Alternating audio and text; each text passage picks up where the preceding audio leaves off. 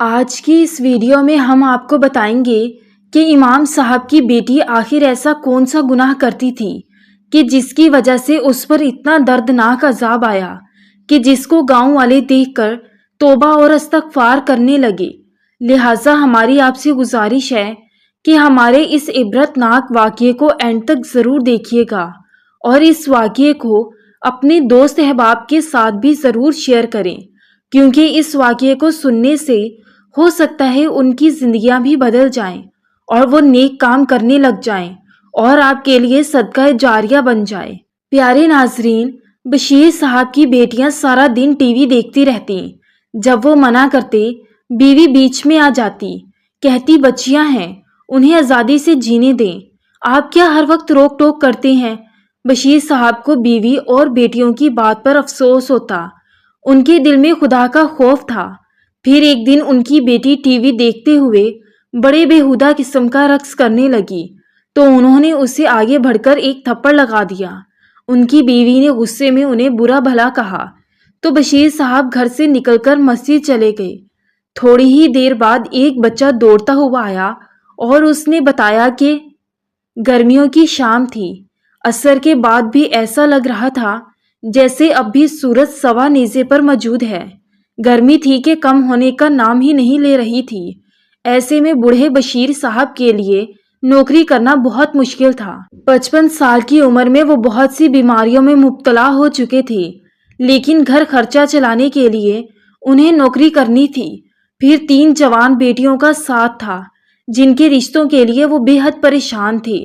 نہ جانے کیا بات تھی کہ ان کی بیٹیوں کے لیے کوئی اچھا رشتہ آتا ہی نہیں، اور جو رشتے آتے وہ اس قابل نہ ہوتے کہ وہ اپنی بیٹیوں کو رخصت کرتے۔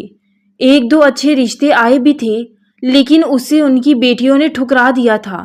ان کی بیٹیاں نہ صرف جوان تھیں بلکہ بہت ہی منہ پھٹ اور منہ زور تھیں۔ وہ اپنے باپ کے منہ پر بھی صاف جواب دینے سے باز نہیں آتی تھیں۔ اب بھی بشیر صاحب دفتر سے لوٹتے وقت بہت ہی زیادہ پریشان تھے۔ ان کے ہاتھ میں شادی کا کارڈ تھا۔ ان کے دفتر کے ایک دوست نے اپنی بیٹی کی شادی پر دعوت دے کر بلایا تھا اور ان کے دماغ میں یہی سوچ چل رہی تھی کہ ان کی زندگی میں یہ دن کب آئے گا۔ کوئی بیٹا تو تھا نہیں، 3 بیٹیوں کی ذمہ داری تھی، اور ایسے میں اب تک وہ ایک بیٹی کو بھی رخصت نہیں کر پائے۔ وہ جتنا بھی کماتے ان کی بیوی سب کا سب خرچوں میں اڑاتی تھی۔ نہ ہی اچھے رشتے آ رہے تھے، نہ ہی بیٹیوں کو رخصت کرنے کے لیے ان کی بیوی نے کچھ جمع پونجی کی تھی۔ ان کی آنکھیں آنسوؤں سے دھندلا رہی تھیں۔ وہ مستقبل کو لے کر بہت ہی فکر مند تھے۔ اکثر تو انہیں یہ پریشانی سی آتی کہ اگر وہ اس دنیا سے چلے گئے تو ان کی بیٹیوں کا کیا ہوگا۔ وہ جانتے تھے کہ ان کی بیٹیاں کسی قابل نہیں، نہ ہی انہوں نے پڑھائی کی تھی، نہ ہی کوئی ہنر سیکھا تھا۔ بس سارا وقت اماں کے ساتھ یا تو بازار کے چکر کاٹتی یا پھر ٹی وی کے آگے بیٹھی رہتی۔ بشیر صاحب نے سوچا تھا کہ وہ اپنی بڑی بہن سے بات کریں گے، وہ اپنی بڑی بیٹی کا رشتہ ان کے بیٹے کے ساتھ طے کر دیں۔ کم سے کم وہ بڑی بیٹی کے فرض سے تو سبق دوش ہوتے۔ انہی سب سوچوں کے درمیان وہ اپنے گھر پہنچے تو ٹی وی کی تیز آواز نے ہی ان کا استقبال کیا تھا۔ بشیر صاحب کو ٹی وی سے سخت نفرت تھی، لیکن بیٹیوں کے آگے وہ خاموش ہو جاتے تھے۔ اب بھی بشیر صاحب نے زور سے سلام کیا، لیکن ان کی بیٹیاں ٹی وی میں اس قدر مصروف تھیں کہ انہیں باپ کے سلام کی آواز بھی نہیں سنائی دی۔ گھر کا حال بہت ہی برا تھا، ہر چیز بے ترتیب پڑی تھی اور بیٹیاں بس ٹی وی پر نظر جمائے بیٹھی تھیں۔ بشیر صاحب نے ایک نظر پورے گھر پر ڈالی اور انہیں یہ دیکھ کر بہت افسوس ہوا کہ 3 جوان بیٹیوں کے ہوتے ہوئے بھی گھر کسی کباڑ خانے کا منظر پیش کر رہا تھا۔ وہ تھکے ہارے کرسی پر بیٹھ گئے۔ کسی نے ان سے پانی تک نہیں پوچھا۔ ان کا سارا وجود پسینے سے شرابور ہو گیا تھا۔ چند پیسے بچانے کی خاطر وہ بہت دور سے پیدل چلتے ہوئے گھر آئے تھے۔ کچھ دیر سانس لینے کے بعد وہ پانی پی کر کمرے میں گئے تو وہاں ان کی بیوی اپنے موبائل فون میں مصروف تھی۔ بشیر صاحب نے بیوی کو سلام کیا تو بغیر ان کا چہرہ دیکھے ہی بیوی نے سلام کا جواب دیا تھا۔ وہ فون میں ہی مصروف رہی تھی۔ بشیر صاحب گھر کے اس ماحول سے تنگ آ چکے تھے۔ نہ بیٹیوں کو کسی بات کا ہوش تھا، نہ ہی بیوی کو۔ بشیر صاحب بستر پر لیٹ گئے اور باہر سے آتی آوازوں کو نظر انداز کرنے لگے، حالانکہ یہ آوازیں انہیں بہت تکلیف پہنچا رہی تھیں۔ بشیر صاحب ایک نیک آدمی تھے، 5 وقت کے نمازی تھے، اور جب مسجد میں امام مسجد نہیں ہوتے تھے تو ان کی غیر موجودگی میں نماز بھی پڑھا دیتے تھے۔ یہی وجہ تھی کہ اس طرح کی چیزیں پسند نہیں تھیں۔ کچھ دیر بعد مغرب کی اذان سنائی دی تو بشیر صاحب نے بیٹیوں کو آواز دی اور کہنے لگے ٹی وی کی آواز کم کر دو، لیکن بیٹیاں نہ جانے کون سا ڈرامہ دیکھ رہی ہیں کہ انہوں نے ذرا بھی آواز کم نہیں کی۔ وہ غصے میں اٹھ کر کمرے سے نکلے اور ریموٹ اٹھا کر انہوں نے جیسے ہی ٹی وی کی آواز بند کی تو ان کی چھوٹی بیٹی بدتمیزی سے کہنے لگی، ابا کیا مسئلہ ہے آپ کو؟ اتنا اچھا سین چل رہا تھا، سب خراب کر دیا۔ چنانچہ بشیر صاحب نے نرمی سے کہا، بیٹی اذان کا احترام کرو، اذان ہو رہی ہے۔ لیکن ان کی بیٹی ان کے ہاتھ سے ریموٹ چھین چکی تھی اور اس طرح سے باپ کو نظر انداز کیا تھا جیسے وہ موجود ہی نہ ہو۔ اس کی یہ حرکت بشیر صاحب کو بہت بری لگی تھی، لیکن وہ جوان ہوتی بیٹیوں کے ساتھ زیادہ سختی نہیں کرنا چاہتے تھے، اسی لیے وہ کمرے میں آئے اور اپنی بیوی سے کہنے لگے کہ کچھ تو دھیان دیا کرو، سارا وقت ہماری بیٹیاں ٹی وی میں لگی رہتی ہیں، کم سے کم اذانوں کا احترام تو کریں۔ بشیر صاحب کی بیوی نے فون پر سے نظر ہٹا کر ایک نظر ان پر ڈالی اور کہنے لگی، نماز کا ٹائم ہو رہا ہے، آپ مسجد جائیں، ہر وقت گھر میں شور شرابہ نہ کیا کریں۔ بجائے بیٹیوں کو سمجھانے کے ان کی بیوی نے انہیں گھر سے جانے کا کہہ دیا۔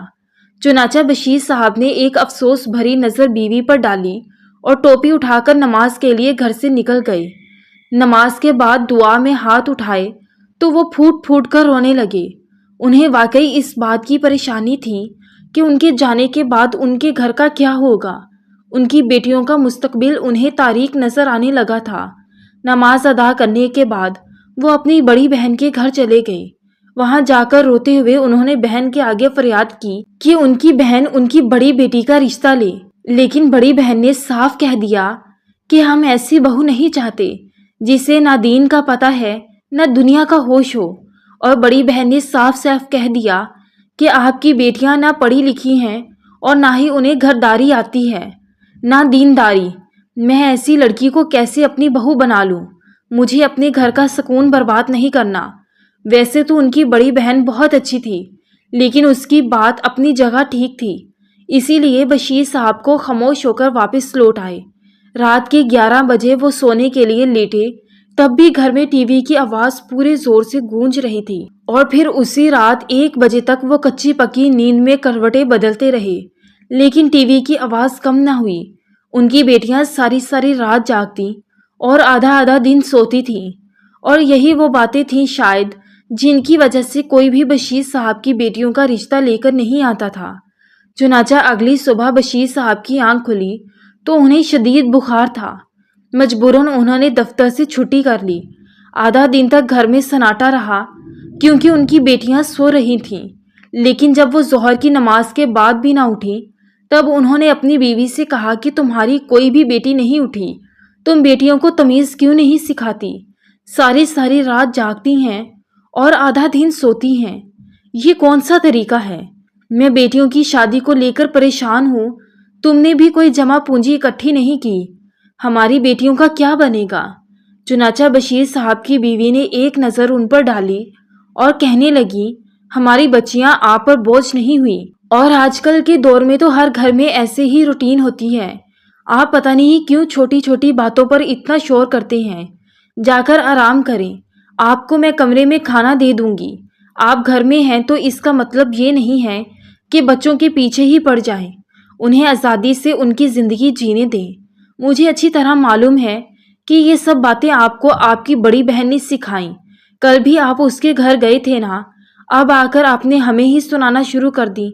ان کی اپنی بیٹیاں کیا کرتی پھرتی، یعنی اس کی تو خبر نہیں، میری بیٹیوں کو برا کہتی۔ ان کی بیوی نے الٹا انہیں ہی برا کہہ دیا تھا، اور پھر وہ خاموش ہو گئے کیونکہ وہ جانتے تھے کہ زیادہ کچھ کہیں گے تو جھگڑا کھڑا ہو جائے گا۔ شروع میں وہ بیوی پر بہت روک ٹوک لگاتے تھے، اسے صحیح غلط سمجھاتے تھے، اسی وجہ سے بار بار ان کی بیوی میکے جا کر بیٹھ جایا کرتی تھی۔ بیٹیاں پیدا ہوئیں تو بشیر صاحب کی اماں نے سمجھایا کہ اس طرح بار بار بیوی کا گھر چھوڑ کر جانا ٹھیک نہیں، بیٹیوں پر برا اثر پڑتا ہے۔ تم ہی کچھ صبر سے کام لے لو۔ اور پھر اس دن کے بعد سے بشیر صاحب پوری طرح خاموش ہو گئے تھے، اور اسی بات کا ان کی بیوی نے خوب فائدہ اٹھایا تھا۔ وہ پوری طرح اپنی منمانی کرنے لگی تھی۔ کبھی کبھی تو بشیر صاحب کو اس بات پر بہت افسوس ہوتا تھا کہ انہوں نے ماں کی پسند کو ٹھکرا کر اپنی مرضی کی شادی کیوں کی تھی۔ دراصل ان کی اور میمونہ کی محبت کی شادی تھی۔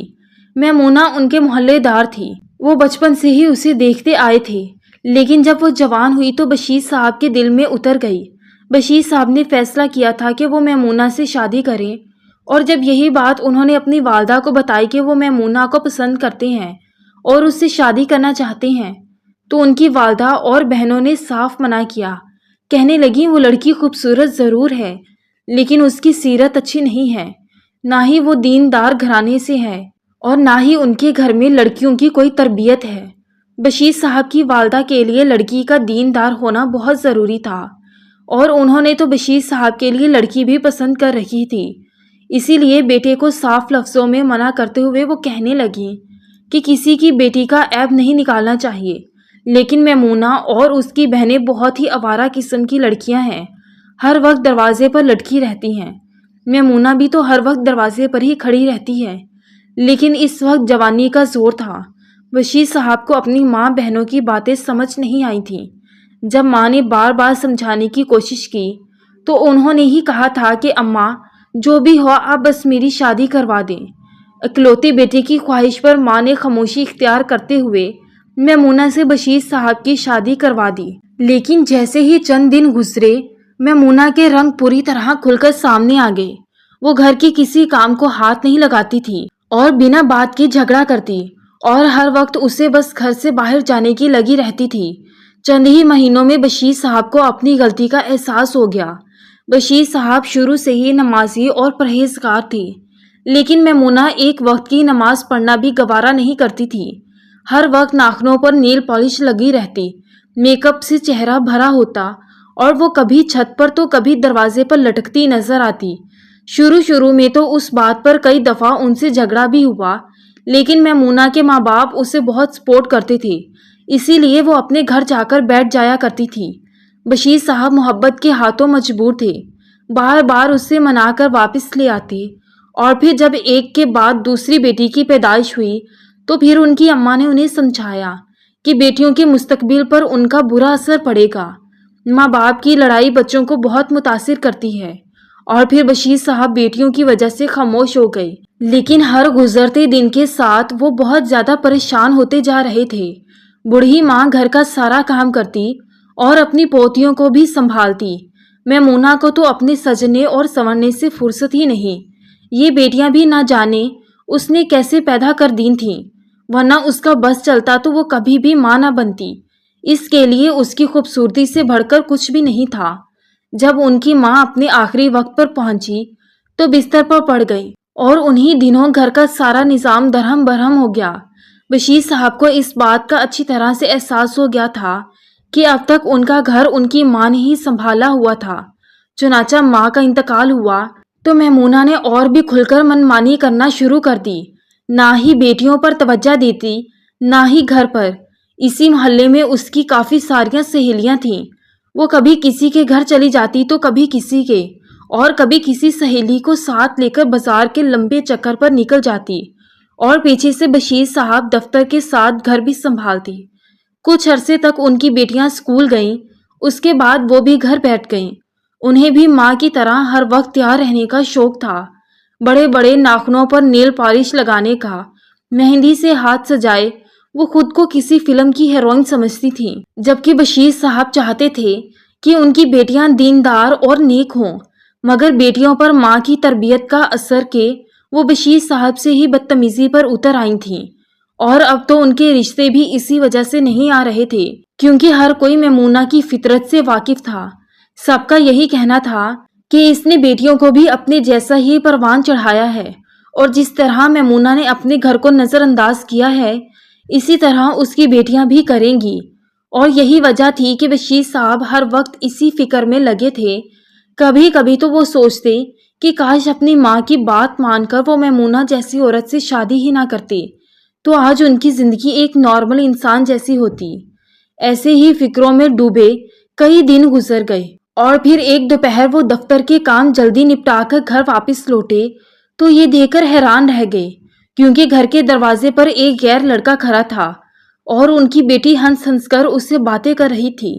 بشیر صاحب کو دیکھتے ہوئے وہ لڑکا فوراً وہاں سے چلا گیا، جبکہ ان کی بیٹی تھوڑی دیر بعد گھر میں داخل ہوئی تو انہوں نے بیٹی کو بلایا اور پوچھا کہ وہ کون سا لڑکا تھا اور وہ کس سے باتیں کر رہی تھی، لیکن بیٹی خاموش رہی، اس نے کوئی جواب نہ دیا۔ وہ سختی سے پوچھنے لگے تو ان کی بیوی آ گئی اور کہنے لگی، کیا بات ہے، گھر آتے نہیں ہیں کہ ہنگامہ شروع کر دیتے ہیں، ہر وقت بیٹیوں سے پولیس انسپکٹر کی طرح تفتیش نہ کیا کریں۔ بشیر صاحب نے غصے میں کہا کہ جوان بیٹی کسی غیر لڑکے کے ساتھ دروازے پر کھڑی باتیں کر رہی تھی، کیا اس پر بھی میں سوال جواب نہ کروں؟ بشیر صاحب کی بیوی نے عجیب نظروں سے انہیں دیکھا اور کہنے لگی، آپ نے بھی تو مجھے دروازے پر ہی دیکھ کر پسند کیا تھا، تو پھر آپ بیٹی کو کیوں برا کہہ رہے ہیں؟ یہ عمر ایسے ہی ہوتی ہے، لڑکیوں کو تیار ہونے کا شوق ہوتا ہے، میں بھی اپنی جوانی میں ایسے ہی تیار ہوا کرتی تھی اور آپ نے مجھے ایسے ہی پسند کیا تھا۔ بیٹی کے سامنے ایسی بات سن کر بشیر صاحب شرمندہ ہو گئے اور کہنے لگے، میں نے کبھی تم سے دروازے میں کھڑے ہو کر بات نہیں کی، تمہیں پسند ضرور کیا تھا، لیکن فوراً ہی اپنی والدہ کو بھیج کر تم سے رشتہ طے کیا اور تمہیں رخصت کروا کر لایا تھا۔ میں نے ایسی کوئی حرکت نہیں کی تھی کہ جس کی وجہ سے تمہارے یا تمہارے ماں باپ کی بدنامی ہوتی۔ محلے میں 10 لوگ دیکھیں گے تو کیا کہیں گے؟ اور پھر سب سے پہلے تو میں یہ جاننا چاہتا ہوں کہ وہ لڑکا کون تھا جو اتنی دوپہر میں ایسے ہمارے گھر پر کھڑا تھا۔ بشیر صاحب کی بیٹی کہنے لگی، ابا وہ میری دوست کا بھائی تھا، کسی کام سے آیا تھا، آپ نے تو بلا وجہ ہی ہنگامہ کھڑا کر دیا ہے۔ اور پھر اماں کے اشارے پر وہ ٹی وی کھول کر بیٹھ گئی۔ بشیر صاحب نے غصے سے بیوی کو دیکھا اور کہنے لگے، تم ہی کچھ ہوش کر لو، میں پہلے ان کے رشتوں کی طرف سے بہت پریشان ہوں، یہ ایسی حرکتیں کریں گی تو کیا خاک ان کے رشتے آئیں گے۔ بیوی نے ایک نظر بشیر صاحب پر ڈالی اور کہنے لگی، آپ ان کے رشتے کی فکر نہ کریں، یہ اپنے لیے خود ہی لڑکے پسند کر لیں گی تو ہم انہیں رخصت کر دیں گے۔ ویسے بھی آج کل ماں باپ کی مرضی سے شادی کرنے کا دور نہیں رہا۔ ان کی بیوی خوب تیار تھی، کہنے لگی، میں ذرا پیچھے گلی میں اپنی سہیلی کے گھر جا رہی ہوں، آپ بھی جا کر آرام کریں، آپ کو بیٹیوں کو کچھ کہنے کی ضرورت نہیں ہے، جوان بچیوں کے پیچھے نہ لگا کریں۔ یہ کہہ کر وہ گھر سے نکل گئی تو بشیر صاحب سوچنے لگے کہ کاش میں نے اپنے ماں باپ کی مرضی سے شادی کی ہوتی تو آج مجھے یہ دن نہ دیکھنا پڑتا۔ انہیں اب اس بات کا بہت زیادہ پچھتاوا تھا کہ اس وقت انہوں نے اپنی ماں کی بات کیوں نہیں مانی تھی۔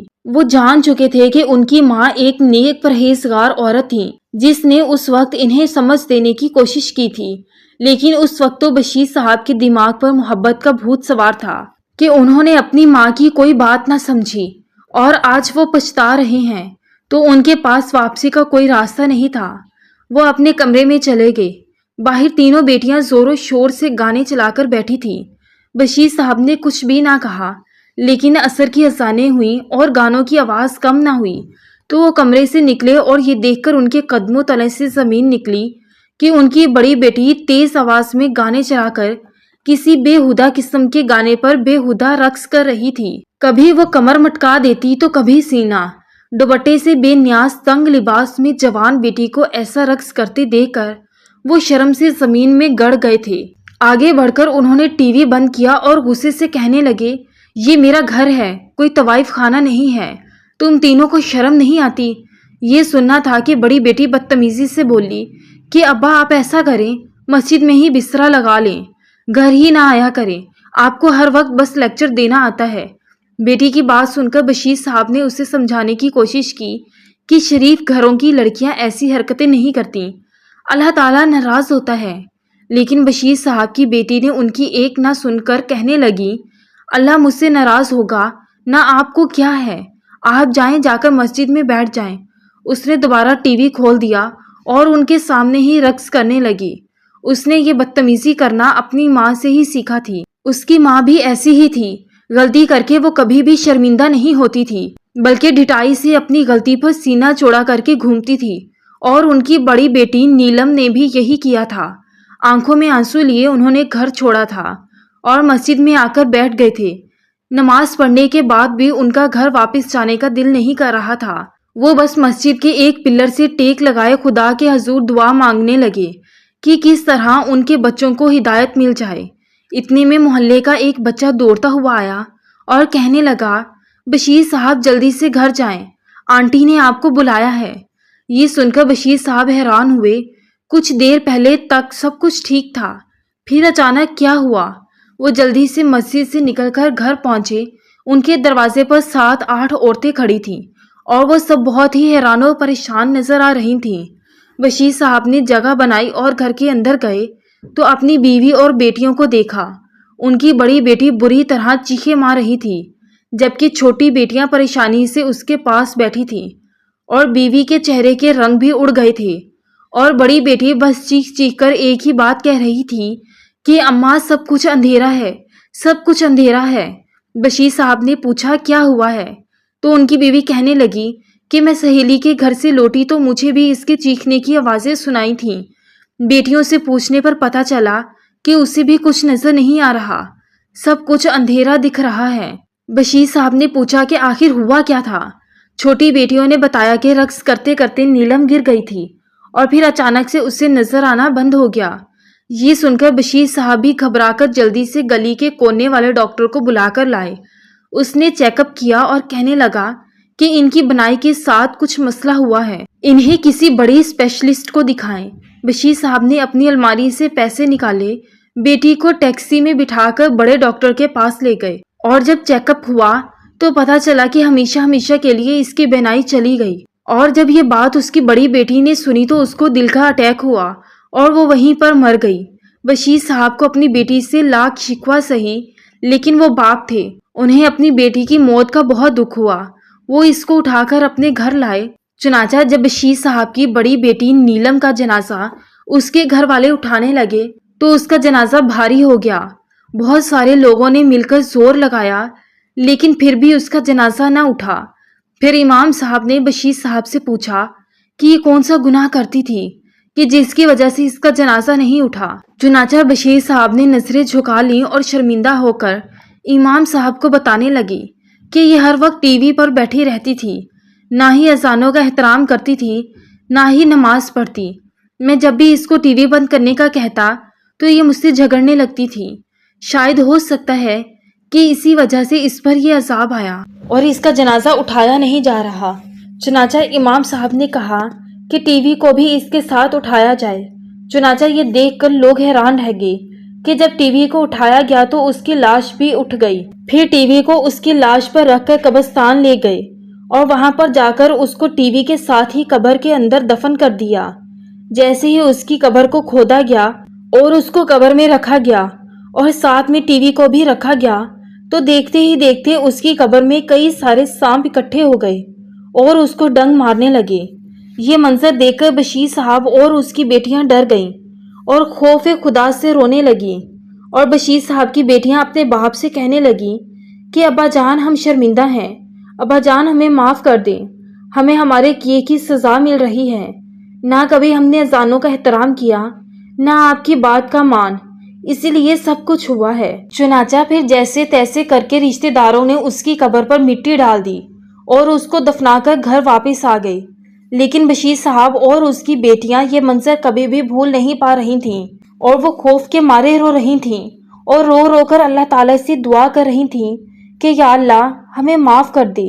چنانچہ اس منظر کو دیکھ کر بشیر صاحب کی بیوی بھی اور ان کی 2 چھوٹی بیٹیاں بھی ہدایت پر آ گئیں۔ انہوں نے باقاعدہ نماز پڑھنی شروع کر دی اور تلاوت قرآن پاک کرنی شروع کر دی اور انہوں نے اپنی زندگی آپ صلی اللہ علیہ وسلم کے بتائے ہوئے طریقے کے مطابق گزارنا شروع کر دی۔ بشیر صاحب کا بڑا ادب و احترام کرتے اور ان کی ہر بات مانتی اور پردہ بھی کرتی، لیکن بشیر صاحب اپنی بڑی بیٹی کے لیے بہت ہی زیادہ پریشان تھے۔ وہ ہر وقت اس کی مغفرت کے لیے دعا کرتے رہتے اور بشیر صاحب کا کہنا ہے کہ میں ہر وقت اپنی بڑی بیٹی کی مغفرت کے لیے دعا کرتا رہتا ہوں اور جو کوئی شخص یہ واقعہ سن رہا ہے اس سے بھی میں یہی التجا کروں گا کہ وہ میری بڑی بیٹی کے لیے دعائیں مغفرت کریں۔ ہو سکتا ہے اللہ تعالیٰ کسی کی دعا کی بدولت ہی اس کی مغفرت فرما دے اور اللہ تعالیٰ اس سے یہ عذاب کو ہٹا دے۔